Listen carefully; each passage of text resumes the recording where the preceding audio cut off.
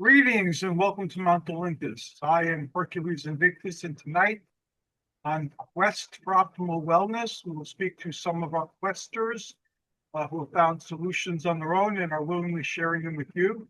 We have Sue. Greetings, Sue. We have Hey, how Setna. you doing? Hi. Setna. Greetings, Setna. You're on You're mute. muted, Setna. I'm sorry, Setna was being silent. Silent Setna in Savannah. Greetings, everybody. And we have Michael. Greetings, Michael. Greetings to everyone. It's nice to be here. Let me just quickly check something over here. Okay, we're fine. Today's topic is visualization, and I'm going to start with the visualization that I've used since I was a kid. It came to me in a dream or like half dream, half waking state where I was floating on top of a mountain and there was a ruined Acropolis on top of the mountain. It was like an old Greco-Roman structure and a city around it, but they were in ruins. And then I saw somebody climbing who was wearing a lion skin pelt and who was in his maybe 40s or early 50s. And my consciousness entered into this figure, and he reached the top of this climb and he wandered around the city and he went to a temple. And the temple had a giant horn, and I knew it was from a heavenly bull. So I picked up the horn that had engravings on it in like silvery metal, which I assume was silver. And then he blew into it and it made a bellowing sound. And then other spirits came and hovered where I once hovered myself. And I knew that some of these people would appear in my waking life, and some of the people would remain invisible. Either their sleeping forms of people who are incarnate, or their forms of people who passed over, or their forms of entities that were never human. And that's my crew for working on particular Olympian projects. And I did that, and all of you responded to one of my calls. So welcome. And that's the most potent visualization that I have that I can share. I've published it numerous times on websites and books. It's even in the Llewellyn book version of it. So I share it now with you in honor of the spirit of what we're doing together. And who would like to go first and share their thoughts on visualization, their experiences with visualization? Sedna, I see you raise a hand. Did I? Okay, what I always do is create an octahedron, which is a double pyramid, a pyramid upright and a pyramid upside down. And I always tell everyone to close their eyes, and I'm doing that now myself. I want you to see from behind me to my far left a perpendicular or parallel green light, and that's going to shoot up way above us and come back down into the front of me and in front of the right. And that will turn into a yellow light, which will join the green light. From behind that to my right now would be a red light coming up to touch the blue, the green and the blue. And then we'll have a a blue light come. So we'll have green, yellow, red, and blue, primary colors pretty much, except for green. And they're going to become fused together to become a white light. And the white light will become bright and follow all around and surround all of us. And as they do, you'll see a mirror below the floor. And there will be a pyramid that will be exactly the same pyramid that is above, below us. And now we're in a sphere of protection. And now we can work together as one. So must it be. Thank you very much. It's a powerful visualization. And I know I went along with it while you were speaking it, and we'll hear from the others if they have impressions on what you did. And Sue, what do you have to share? Any thoughts, any experiences, any feedback to what people shared already, any suggestions or experiments that you've done on your own? Well, visualization is an act as a profound bridge between the unseen and what you can manifest and stuff like that. And so when you close your eyes and you construct a kind of a mental landscape, it's actually kind of sort of and engaging ancient form of mental alchemy, in my opinion. So when you meditate, as I meditate, one of the things I will always do is I will ground, which is allows you to take to pretend that there's roots growing underneath your feet and to connect it to the center of the earth, and that can be whatever you want it to be. And then you just take that energy and bring it all up and go throughout your whole body. You also want to take that energy and have it go all the way up past your crown chakra. And then you want to also take more energy if you want. You can imagine a golden light and you coat your entire body with it until all gold. And then you create a kind of a shield around you. And that can be whatever you want it to be. I use shields to protect this house. I use shield to protect me. I use shield to protect my family members. Um, and your shield can be whatever you want. My personal one is I actually create a ring around myself, and it's violet flames along with a metal type pyramid, usually like a copper, iron, or steel, depending on the day. And I put a pyramid on myself, and I have violet flames circling it and encompassing it all the way around. And then I put all the chakra colors dome. It looks like a dome layering on top of me. So that will start with red and then orange and then yellow. I use colors to help me visualize. And I use green and I use light blue, dark blue, and purple. And then I have it connect to the center of the universe, which is center of the Milky Way. I have connected with God as well. If I can and want, I connect it with my guides. And this allows me to, when I meditate, that I have a better visualization on what informations I want to come in. So a lot of times when I visualize, I try to bring myself closer to whatever it is I want to achieve, to bring within me or closer within me so that I can better read something or I can better get information from it or better download. Very good, very powerful, and very involved. And you said you can make it anything you want it to be. And Yeah. that's very important because you can belong to a particular system of thought or a system of a religious experience, or you don't have to. One of the very powerful visualizations I do was based by comic books. Jack Kirby, who's one of the demigods of creation of comic books, he and Stan Lee dreamed up Marvel comics for the most part in the early days. He created a set of superheroes called the Eternals, who were based loosely on the Greek and other surrounding area gods, and inspired the mythical stories that we know. And they live in kind of like a space god area, you know, through a distortion on Mount Olympus, that branch of Eternals. So I imagined what the Jack Kirby-esque gym would look like for the Eternals.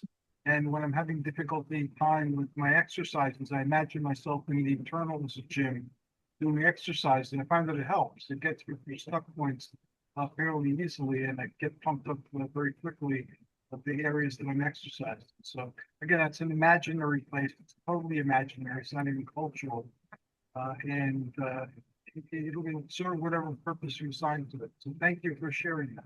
Yeah, well, when you want to visualize for health things, you can actually visualize yourself at a round table, like King Arthur type of round table, and you Uh-huh. can actually take any of your organs or any of your body parts and sit them at the table across of you. They will just beam down and appear in front of you, and you can ask them, "Are you all right?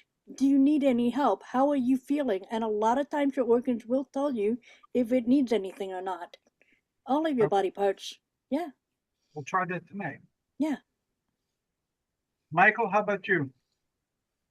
Well, for me, my calling is first and foremost uh, to manipulate energy in a way where I can uh, outreach to others in terms of prayer, affirmation, and healing light. For me, I work basically with white light, and I use the techniques that I learned from Astera, which has been a mystery school. I know you're familiar with it. They've been around for many years. And Oh, yes, I use their technique that I learned from one of their lessons.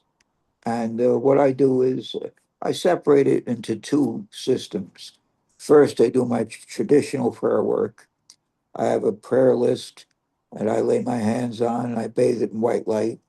I say prayers that are basically would be considered traditional. And then part two of that is I utilize affirmations. I simply will affirm for the wellness of the individuals on the list. And if there's someone who has a specific need at a specific time, I would focus in on that. At the end of the day, for me anyway, I always have to remind myself that energy is always here and energy can be manipulated for the good. So my calling is remote healing, divine healing for all. For myself, I take in what I'll do is I'll open my palms to the universe. I'll cross my legs as is instructed in the Astara documents. And then I'll simply take in white light, starting from the top of my head. At the same time, I'm taking in two beams of white light in my palms. And I'm imagining that white light simply saturating my body. I've tried to use it in certain arthritic areas of my body. I have seen improvement in my left shoulder and forearm, which has been basically dealing with an injury there for, I'd say, the last 20 years. And I do feel relief very quickly. And then I'll simply utilize that white light. That white light will flood my body. And when I feel like that white light is reaching out, and I'm feeling the pressure in both my palms very powerfully most of the time. And that's when I'll affirm for others, I'll affirm for myself, and then I will close with a healing prayer. But to me, visualization, imagination, and expectation all pretty much work together. I mean, to manipulate the energy fields we have been blessed with for the overall good of ourselves and those that we care about, and reach out to the world, reach out to the world. So to me, I try to get back to the fundamentals, and that is that, energy is here. We know that it can be manipulated and and impressed by our intentions and our thoughts. And I try to work from that premise. So, but for me, white light is what I basically work with. and I know you've worked with it for very many years. We've had countless conversations off the air with it. How exactly can people get in contact with you to make use of your healing? And then I'm going to go to the others as well necessary. Well, they can DM me, they can message me, and they can write to me at Michael Del Russi, 135 Hazel Street, apartment 7E, Clifton, New Jersey, 07011. Uh, it would be exciting to pray for them, to bathe their names and prayer requests in white light. I've seen it do some remarkable things in my life. It has nothing to do with me. I'm just a humble channel. But when we call upon the field of energy that we can access and that is available to all of us, extraordinary things can sometimes happen. So they can write to me, they can message me on my Facebook, Michael Del Russi, and we can work from there. I don't charge any money or anything like that for what I do. This is an energy healing ministry, and that's what it's always been, and that's what it always will be until I make my transition. So that's it for me. So anybody can write me. I would prefer that you write your prayer requests or your needs, your challenges, as opposed to typing them. That's very important. Okay, thank you, Sedna. You also have healing as part of your ministry of many years, and you use a lot of crystals and other items, and you create wonderful staves and jewelry. And how can people tap into your services? What type of Well, services? as you can see behind me now, I have a replica of my um, small temple that I have in my room. Um, it is the temple for wellness.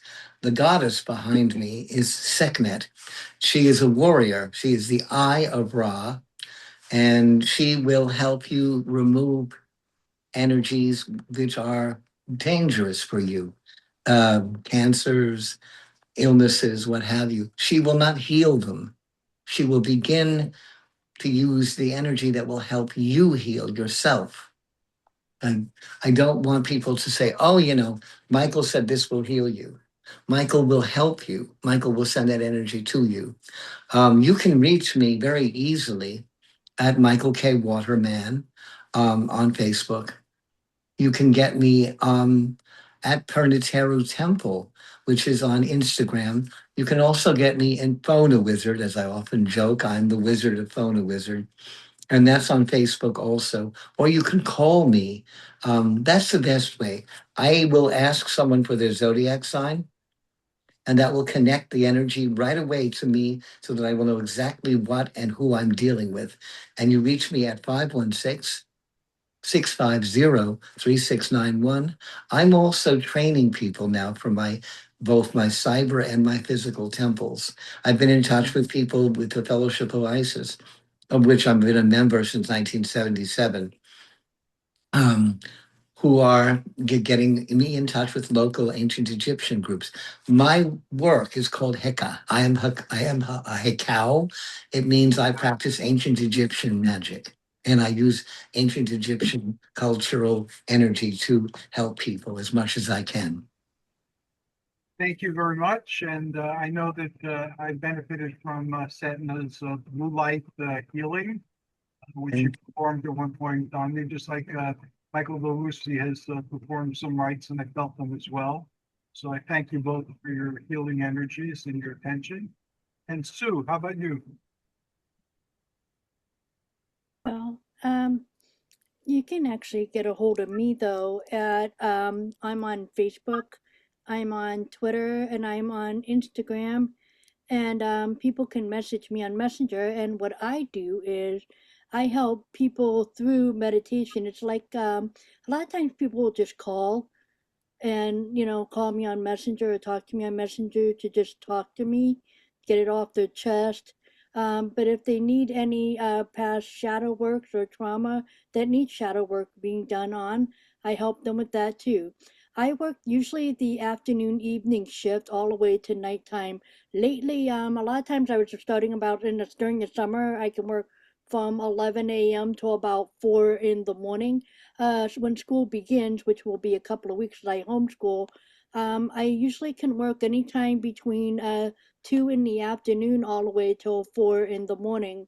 And because a lot of times people have any kind of issues or ailments that happens in the afternoon and evening hours and right in the wee hours of the morning, like anxiety attacks and things like that. They wake up from nightmares, so they end up calling me to help calm them down, to help talk to them about it. And a lot of times I will give them different types of meditation, such as a square breathing. Like the style that I use is you breathe in 4 times and you hold your breath 4 times, that's 4 counts. And then as you blow out, you picture that there's like a frame, a square frame in front of you on a conveyor belt. And as you blow out in 4 counts, you light up one of the sides, and you keep doing that again until all 4 sides are lit. And this helps calm your anxiety down. There's a lot of times anxiety can happen in the wee hours in the morning, especially when there's stuck energy, which is anxiety is what it is. It's stuck energy that you had throughout that past day, and it needs to go somewhere. Thank you very much.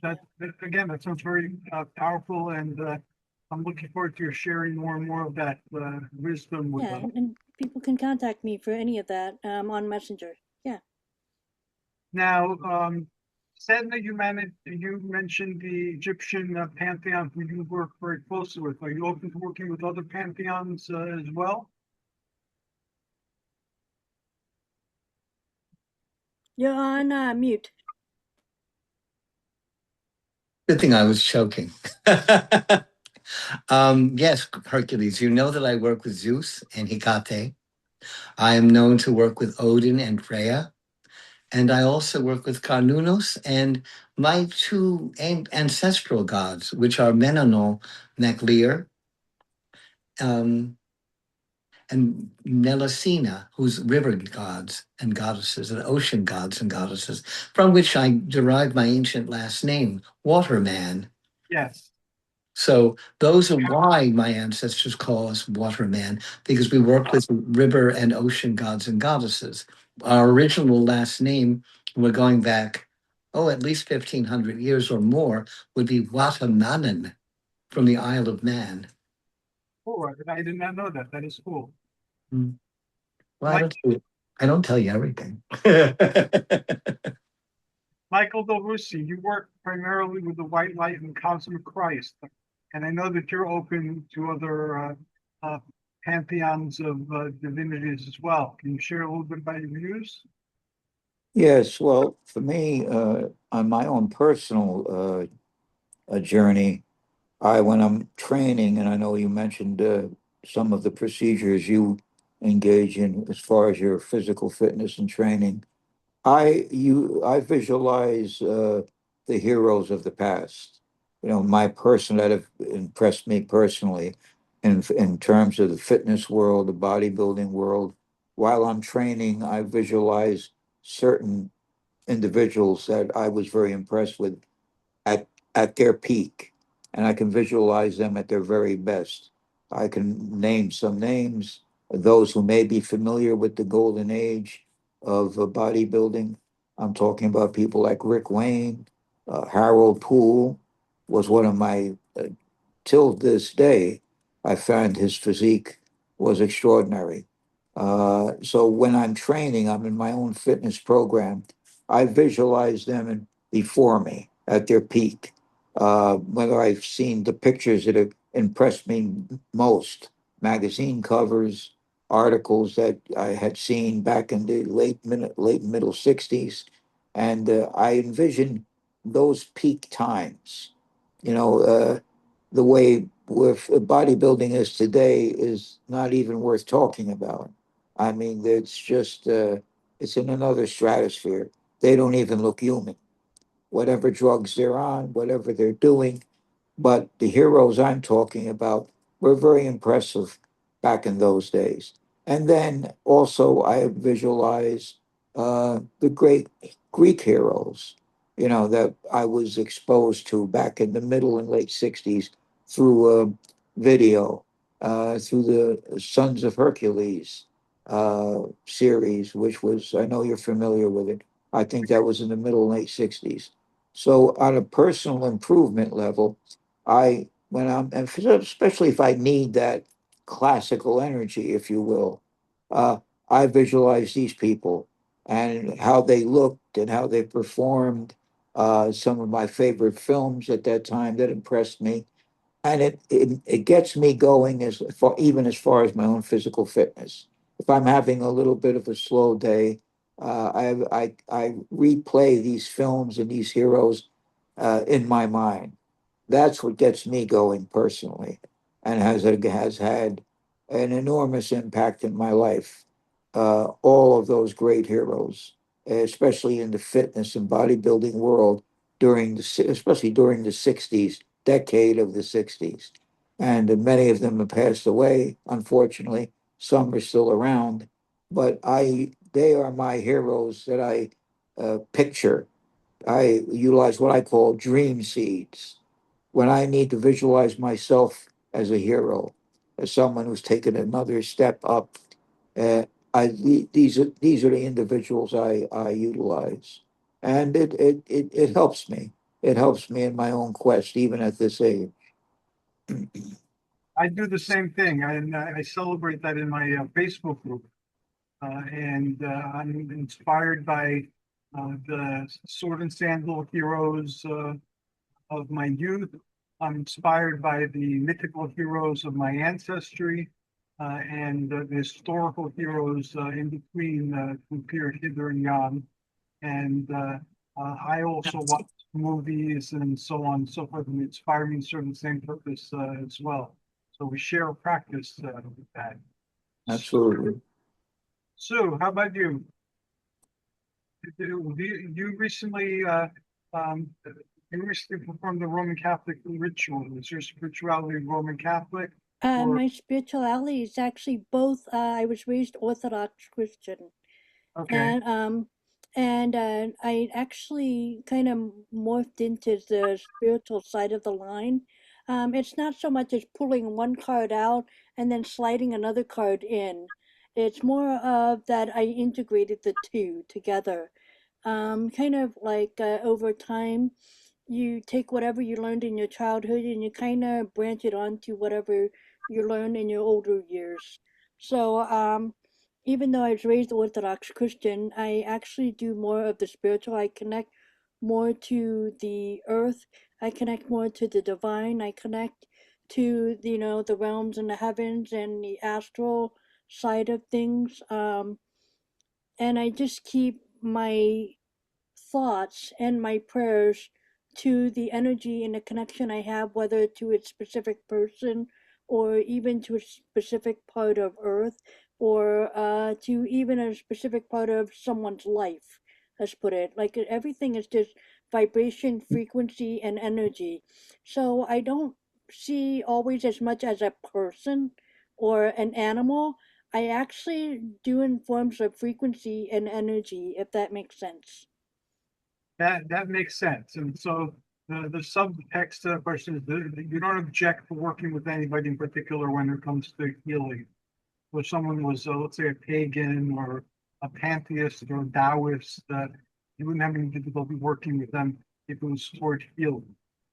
Yeah, I have the ability to see auras, but I also have the ability to see, which is basically called a frequency wave. It's kind of very similar to an OPEG surrounding on everyone and everything. And it's different to an object versus a person versus an animal versus to a tree. And by the way, trees are not inanimate objects. A lot of people say they are. They're very much people. And I know a lot of people have trouble Yes. acknowledging that, but they actually can communicate with you. There's been Rocks, countless stories where they have, rocks. yeah, absolutely. They have countless stories where they actually will listen to you. I And agree. like this one lady, she was standing there and she was saying, I can, get a tree to touch my shoulder. And she did. She asked the tree, can you put your branch on my shoulder? And the tree did. So trees will hug you back if they feel comfortable doing it. I've seen them do it many times to people. But I see energy and it looks like ripple waves among everything. And so I can just see the energy, like, my phone, my cups, my mug. I can just see the frequency in them. I know it's weird, but it's just something that's the different thing about me. So when I'm seeing these frequencies when I was a kid, I didn't know what to do with it. I thought it was something that everybody saw. I said, hey, that piece of painting there that's on the wall, do you see it's rippling different colors, not inside the painting, but around the frame? And it ripples differently. Every object in the world has different types of ripples, and some of them aren't even ripples, they're waves, and some of them look like choppy little teeth around them. It's just a kind of frequency, and they showed a visual of what that was like when you put like water, a dish of water on top of a speaker, and if you play different types of tunes and different types of frequency, the waters react differently. And it's the same thing like with the painting on the wall or, a mug on your countertop. There's a certain type of frequency and it will change. Like, for example, if there's a tornado 2 miles away from you, that frequency of that mug will look different than it did when it was calm. But on a windy day, things will look differently outside than it does on a calm day. And I'm not just talking about the objects that move when it's being windy outside. I'm talking about the frequency is different. And it got me to learn that it works that way with people. Our frequency is different depending on our mood with each other. Wow, that's something I'd like to explore in the whole show. Sounds fascinating. Sedna, how about you? You're very open spiritually. Is there anybody you work with when if you were both working on healing? Yes, I do. And this is September now. And September and October belong to Osiris. Okay. And I brought this in because this statue has very strong auric colors. I have created different beads and semi-precious stones on the statue, so you can see him better if he shows up. Um, so that you can see the aura energy that I have around him, which is blues and greens and golds and silvers. Um, Besides being the Lord of eternity, he's also someone who is for healing. He, after all, resurrected as the Abrahamics have Jesus. The same thing. This is an ancient resurrection deity, very, very ancient. He came from being destroyed like a phoenix. Isis, his wife, put him back together again, and suddenly he became an immortal being. But he started out the energy as a lower form, as I believe we all do. If you think about evolution, you start out maybe as a one-celled animal and you travel on in your spiritual guide and your knowledge. And before you know it, you are where you are right now, which is the perfect you for this moment in time. People, I was talking to someone earlier who was saying, kept apologizing for things that were going on. And I said to him, at this moment in time, you are exactly precisely perfect for who you are. And you must understand that, and that you're very much loved, and that, you're worthy and deserving of love. And that was the problem, that block there. He didn't understand that it was possible that he was a person who could be loved. Oh, I'm this and I'm that. And I opened that door. I opened that door in his heart chakra and in his heart so that he knows now that he's very much loved. That is wonderful work, and it's a wonderful way of looking at the world. And thank you for doing that for the person. Most welcome. And Michael Belushi, you are again someone who follows the light and the cosmic of Christ. Is there anybody that you wouldn't work with for healing of the planet or people? Well, I think for me, been most influenced by the Gnostic Christ, the Gnostic Gospels, and the mystical Christ. That's what calls to me. And so much of what Jesus actually said, as Neville Goddard, as we know, was so very much influenced by Scripture, but interpreting Scripture from a metaphysical perspective. There's so much wisdom there. Jesus said so much about dealing with what we have right here and now in this dimension. And that for me, the third dimension, the fourth dimension, they exist in a parallel environment. And I think we can get ourselves to the point where we can easily cross, we can easily be a multidimensional and focus on that concept and make that concept part of our lives. I think Jesus came not to forgive us of our sins. I think that's a man-made concept, if you will. I think he came here to show us, teach us another level of consciousness and how we can utilize that level of consciousness, affirmations, uh, prayer, to help us to get through the many, the very experiences, if you will, that we're going to face and deal with in this on this plane of existence. I think that's what Jesus came to originally teach us. Frankly, I think that's what he was crucified over. He came to teach us another level. As in Romans, the book of Romans, it says, we do not live by law, but by grace. To me, interpreting that means to me what's coming from the heart, what's coming from my soul. That's ultimately will dictate who I am and how I will end my life, if you will, what I will really become. coming from the heart, the spiritual consciousness. So I believe Jesus, that's what Jesus came to teach. He didn't come here to forgive us of our sins, as so many traditional Christian practices uh, would like us to believe. He came here to teach us yet another level of consciousness, how to deal with our fellow man and woman, how to deal with nature, how to deal with life itself, and all of the many challenges and varied experiences that we would be subject to. So I believe Christ was multidimensional. I think he came to teach us that we are multidimensional, and we have to just open that pathway up to receive. And I know many would agree with you regardless of which deities they happen to resonate with and follow. Thank you very much. The next question is going to be a little bit odd. But I'm going to ask it because it goes to what I'm working on manifesting through some of my shows in the very near future. And I'll be asking you if you'd like to take part in these adventures. What do you think of superheroes? And if you were a superhero, what type of superhero would you be? And I'll start with Super. Okay, that's not an odd question. I ask that question all the time with people. Great. That's actually considered a normal question along with what's your favorite color.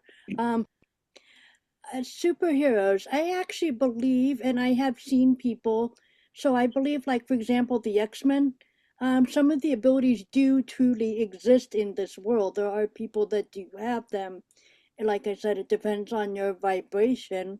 You can actually, it's same thing with the airbender and things like that. I've actually been able to do a little bit of it. I've actually shown my daughter I can get the wind to blow, and I actually can get the water to move. If there's cloud over me, I can actually punch a hole in it. So I actually have some abilities to do that, not on a grand scale. I cannot make it rain exactly only over my enemies, which I wish I could do, but that would be total fun. Every time they walk out the door, yeah, but the universe would karma me against that if I did. Um, but I think one of the abilities that I've always actually liked and admire is I like the ability of shape shifting because I can blend in the background. I have literally always been attracted to shaping. That's why I like the character Odo from DS9, from Star Trek. The other abilities I've always liked was to turn invisible. However, when I saw Fantastic Four, which I joke with my friends, I haven't seen Fantastic 1, 2, and 3 yet. I'm just kidding. I'm kidding. Um, but there's the nuance that you have to take all your clothes off to be invisible. You can't find a way to wear a special outfit to be invisible with, like they did in the Incredibles movie. So if I could find a way to keep my clothes and just shape shift invisible, the other ability I've always liked is to be able to go through everything. If I can't do a shapeshift changeling, go under door, I like to just go through anything, just like walk through anything, or jump down a floor, one floor down than I need to be without hurting myself, or having the ability to be scattered. So if someone decides to throw me out of a plane without a parachute, for example, I can just drift in the wind until I'm close to the ground and put myself back together without getting hurt. So I would be a lot harder to kill. Longevity would be another thing. I could actually not be killable, and I can live a very long time. A lot of people have trouble distinguishing by being invincible to whether you can live a long time. So that can, I mean, you can still be invincible, but how long does that last? It can have a clock. I've seen it have a clock. So I don't know. There's a lot of other different abilities. I wish I had the ability to completely bend with nature if I wanted to. Whether it's a pyro, whether it's water, whether it's air, whether it's earth, fire. I just want to be able to work with the elements. That's always been one of the things that I've always wanted to do. I mean, freely and easily, especially like telekinesis, levitation, and things like that. In the role-playing game we're doing with science fiction, I recognized a lot of these traits Yeah. in your science fiction characters. So thank you for answering. Yeah. Sedna, Thank you.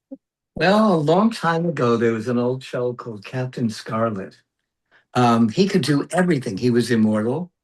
He could become invisible. He could fly. He could go through walls.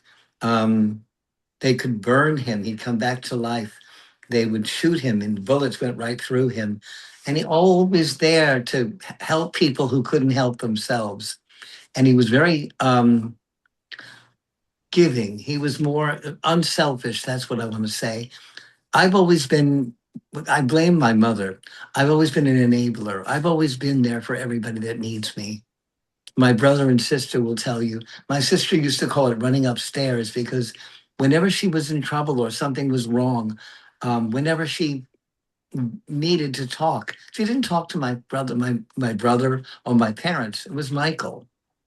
And I have a lot of people around like Sue who will listen to me and know that I'll listen to them. And sometimes the greatest power you have is listening and giving people back love from your heart. You know, the heart chakra, it's not only that you love, but that you are loved. As the wizard once said, the Wizard of Oz once said to the Tin Man, you have to know how to accept love as well as give love. And that's a superpower right there, understanding the power of love. And I think that's the greatest power of all. I would agree with you. That is a phenomenal power and certainly ranks very high up there. Michael Belushi, what type of superhero would you be, and what would be your superhero name? Well, I was impressed very much by probably some of the heroes you have also been impressed with. I was drawn to the strength heroes. I liked the Incredible Hulk. I didn't see myself as being like the Hulk, but I was simply drawn to that incredible physical strength. Thor, I was very much a fan of Thor. All of the strength heroes, basically. Of course, Hercules, both in mythology and in the comics. I was drawn to Daredevil. I'm sure you're familiar with Daredevil. I like the idea that he was the man without fear, basically because he was blind. But in being blind, of course, his other sensory abilities were heightened. I was drawn to that character. Daredevil was, of course, Spider Man was another favorite. Spidey was probably like Superman was with DC Comics. Spider-Man was the leader, if you will, in terms of Marvel. And of course, I loved Spider-Man, Peter Parker, and his humble personality and how he transformed into, being one of the greatest uh, heroes, comic heroes in history. And there was no doubt about that. So I was drawn to, I also liked Iron Man. I liked the whole idea with Marvel. Many of their heroes were always challenged by either a personal problem or a physical liability. I think that's where Marvel broke ground. DC in the old days, they were kind of silly in some ways in some of their plots and what have you. Marvel took it to a whole another level. Their characters expressed human weaknesses, they paralleled with their uh, super abilities, if you were. That intrigued me. But I like what Michael just said, because I was in very much a similar area in my family. Everybody always looked for me when there was a crisis and they didn't know what to do. And uh, I was always there. In my later years, I reflect about that quite often. When you have an empathetic heart, though, it can be challenging. And I notice now at 74, I have to really draw in my emotions because find myself being drawn in to everyone's challenges, whether it be financial, those who are dealing with an illness is number one on the list. And you have to be able to manage your emotions if you have an empathetic heart, and like Michael obviously described that, and I think he described it very well, you have to be able to handle it in different areas of your life. And sometimes you're going to be stronger than others. So for me, superheroes were multiple. Daredevil, Iron Man, the strength heroes, all inspired me.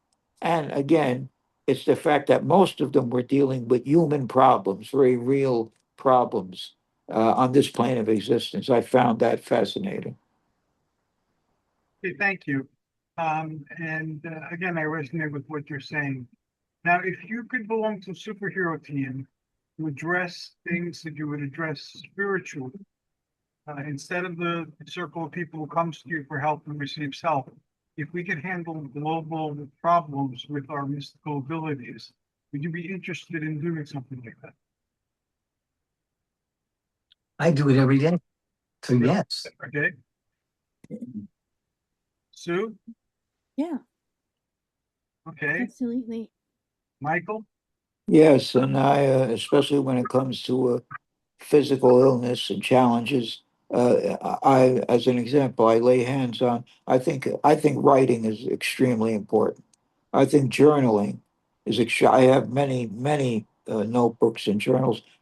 Some focus on the challenges that we experience physically, and I'll have a list of individuals that are presently dealing with physical challenges, and I'll lay my hands on that. So I think yes, again, energy is bilocal. Energy can be manipulated, transformed, and I wish we would have learned some of these things, at least for myself, when I was growing up in the 50s and 60s. I wish I had came upon these teachings early on, but I did. I grew up in a traditional Catholic family that knew nothing about mystical teachings or metaphysics. Metaphysics. They knew nothing of these things. But now we know that the clear that energy is always here for us. It will be as we receive, as Jesus has said. It will be done unto you as we think. So it's all there. It's all there for us. All we have to do is get our minds and spirits aligned to what we're looking to accomplish at any given moment in time through our meditation and through our prayer work. But yes, we can reach it. We can reach out to the world. Energy is bilocal, and we all we have to do is apply the right intentions, and the universe will take it from there. Okay, I'll share some information. I've shared some of this before. When I was working and living in New York, I started something called the Age of Heroes Initiative. And the Heroes Initiative was in the 90s. And I based the team on the Jason and the Argonauts, the movie, because that's what people were familiar with back then. So I invited them to join me, and back then I was known as Thor the Barbarian, on an Argonaut journey to solve a problem. The problem was bridging the digital divide. Computers had started to appear and were becoming affordable, but not for most of the population. So if you could afford a computer, you were doing great. If you couldn't afford a computer, could see no way to have access to the computer, you were being left out. So we saw that as the mythical monster Guningakap, the gaping void in Norse mythology, and I gathered together heroes who would help address this. So over the course of a year and a half, we managed to chronicle our adventures in like street news newspaper. We had a comic strip. We did occasional segments on my television show at the time, and we recruited a lot of people in the human services who were disappointed in their experience. They came to help people, and they felt like agents of the state, so they didn't feel like they were actually helping anybody. So I rekindled their wanting to help people, and I worked with agencies who were established to do certain things. And again, they were tied up in regulations and they were caught up in paperwork. So without any money or anything other than a dream, we were going around knighting people and working together. And we opened up a center in Brooklyn. It was donated by a non-for-profit organization, and another nonprofit organization gave us computers, and a lot of people in the human services or students of human services would join in and volunteer their time to teach people who dropped in how do you use a computer, how do you make an email, and how do you look things up on the internet. And we had that running for a while, again, with no grant money, no contracts, no nothing, just something people did do it. And eventually Bill Gates solved the problem and gave libraries computers. So the digital divide was effectively bridged, but we didn't need to do what we were doing anymore, and everybody moved on to other things. But it showed what's possible, you know, with a heroic dream for people to follow. And when people could just use what talents they had and what desires they had for something healing and non-divisive, and accomplish something great that hadn't been done that people were concerned about. So I want to do that again. We live in a very divisive world, and regardless of what side of the division you believe in, it's separating us, and people are hating each other, and people are looking at each other as enemies rather than somebody with a different opinion. So I would like to form a magical group, another Argonaut expedition, as it were, of superheroes to use their spiritual powers. And in addition to doing things in real life, which I'm doing a current Age of Heroes with health, where we have the Facebook group where I'm sharing what I'm doing and other people can share what they're doing. We have these radio shows where people can share their health information and health experience. And I've been giving away books intermittently. I'm giving them away again. And I hooked up with the PV Avengers, Parkinson's Avengers. So there's a Hercules and their Avengers now too, which is a global effort to stamp out Parkinson's disease.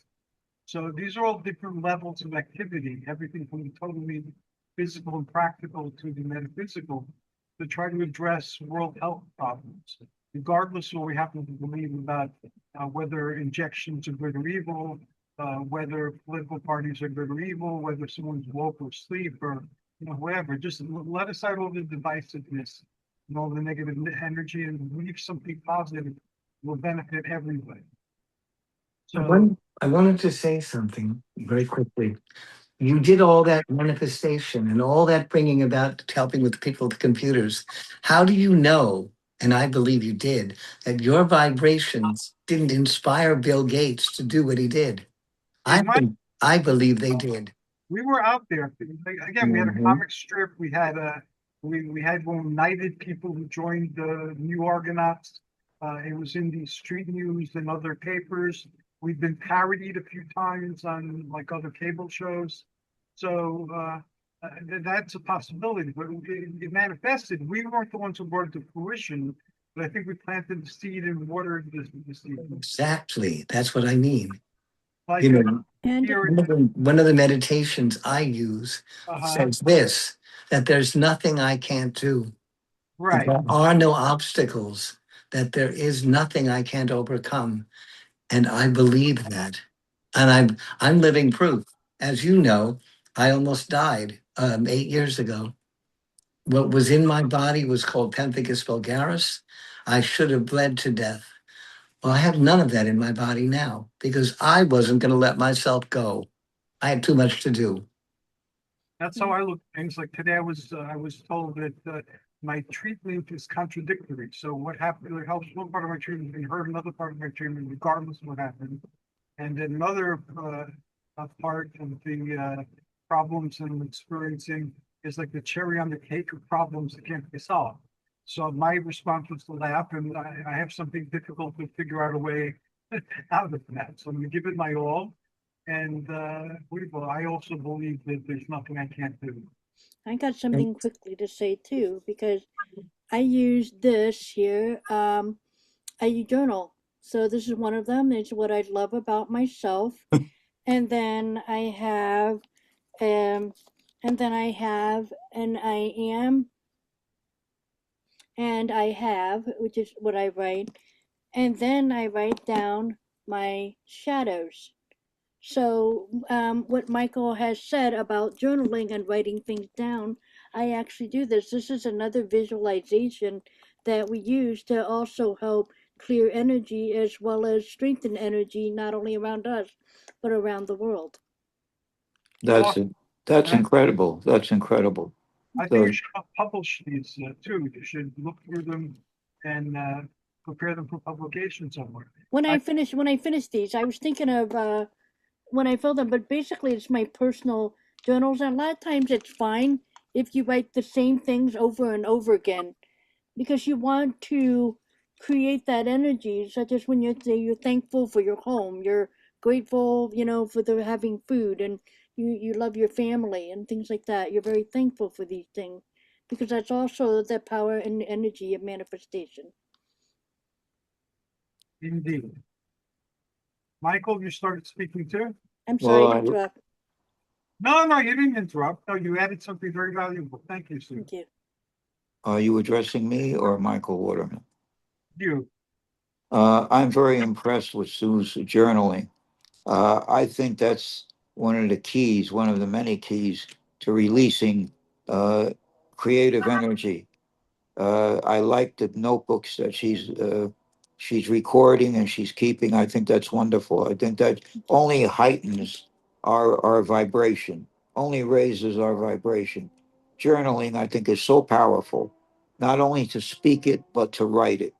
And yes, I mean, keep our vision on the line that reminding ourselves every day we are universal.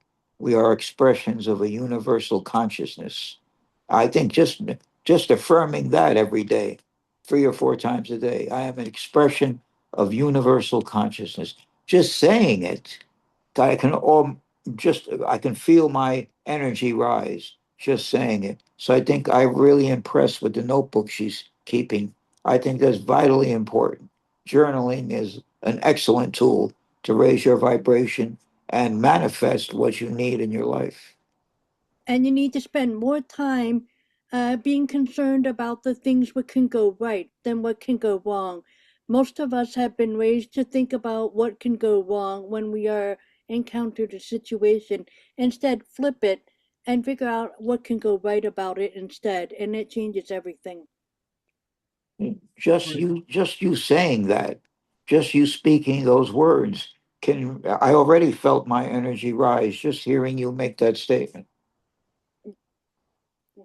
Just think Thank of you. the things as I look at them as material blocks. And I think of my hands as hammers, and I can chisel away, and then they break away. And then I have a light in front of me, and the light helps me go forward. And I'll tell you, I know I wouldn't be here right now if I didn't feel that, if I didn't know that there was nothing I couldn't stop, I couldn't accomplish. The word no wasn't in my vocabulary. The word obstacle, I said, this is a challenge, as Hercules says, this is a labor, one of Hercules' 7 labors, or, to make things happen. And I know that worked. Every time the dermatologist took blood and he said, Michael, where is this thing that's supposed to be an autoimmune condition? Where is it? It's not in your blood now. And that took 6 years. But you know what? I knew I'd be better. I wasn't going to go anywhere right now. And here I am. And here you all are. And if it wasn't for Hercules, that's my superhero. I told him that when I first met him. That was always, as a child, that was my superhero. There was Batman, Superman, what have you. But before all of them was Hercules. And this Hercules, too, is still my superhero. I believe in you 100,000%. And you know I do. And thank you. And I believe in all of you 1,000%. That's why we're all here talking right now. And I thank you for your kind words. Okay, we're nearing the end of this hour. I intend to continue this show that we're on right now. It'll be a monthly show, sometimes more than once a month.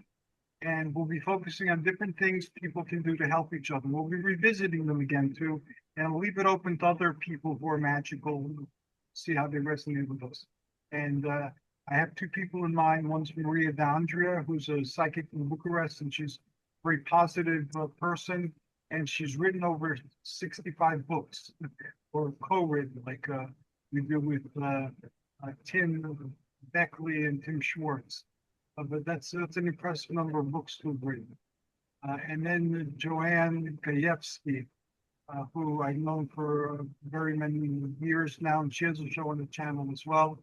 So I'm thinking of inviting her, and it's going to be all under the umbrella of mages, sages, mystics, and seers, which we've used in the past before.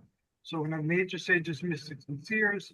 The goal is to give everybody their show when they're ready. This would have their own personal platform, and then to have something where we have shows that are on certain topics, and anybody who wants to participate can participate. They add their perspectives on, and then to have platform shows that are a little bit more in depth. So I'm trying to develop all that, and thank you to all of you for finding a place with us here. And I'm glad that you're all here, and I wish you all the best. You know, it's a great success, whatever path you happen to take. And then we're gonna have the superhero show, and the science fiction show we started already. That's gonna tie into later on. But I'll call a meeting for September. So between now and September for this particular initiative, I want you to think what you'd like to deal with next in this show, and then also what bugs you about the world that you'd like to see improve. And let's see if we can find something in common and give devote our energies to addressing that together. So before we go, if you can repeat your contact information again, so people can find you, and we'll start with Setna Connect. Okay. Well, like most of us here, you can find me easily on Facebook at Michael K. Waterman or Photo Wizard. Both of them are on Facebook. I have Messenger on both of those if you need me. You can get me on Michael K. at todayswitch.net, which is the magazine I write for monthly. You can get me through Hercules and all these YouTube. I'm on many, many panels and been many books now, both with Tim Schwartz and others. And you can call me. That's the easiest way. 516-650-3691. I know it's a Long Island number, and I lived there for many years. I grew up there. I have too many contacts to have changed that. So even though I'm in Savannah, my phone number is still Long Island. Very much, sir. Sue, how can people enter your world and explore with you? Well, I'm on Facebook and I'm on Twitter and I'm on Instagram. I'm on LinkedIn. Looks like I'm on IMDb now as well. You can contact me on Messenger, though. That would be the easiest way. But all the DMs that are in all of those other platforms I just mentioned, you can contact me there as well. But Messenger would be the easiest. If you want to make an appointment, want to have somebody to talk to. I work about from 2 in the afternoon Central Time all the way till about 4 in the morning. I work the night shift. If anybody needs somebody to talk to or needs help with anything or needs to work on shadow work, you can call me for that, or you can contact me on Messenger. Thank you very much, Sue. And Michael LaRusi. You can message me on Facebook, Michael Del Rossi.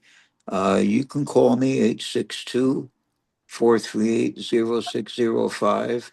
And of course, you can write me. Try to make a habit of sending out new thought material to inspire others, and booklets, prayers, affirmations. So I think communicating by mail, even though some don't bother with that anymore, is very exciting. Releases even more positive energy. You can write to me, and Michael LaRossi, 135 Hazel Street, Apartment 7E, Clifton, New Jersey.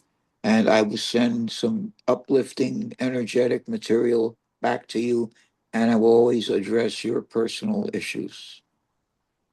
Thank you very much to all of you. I wish you joyous journeys and amazing adventures. The show will be posted sometimes later tonight. And again, thank you for being here and success in all your endeavors. Good night, everybody. Thank you. Right. Blessings.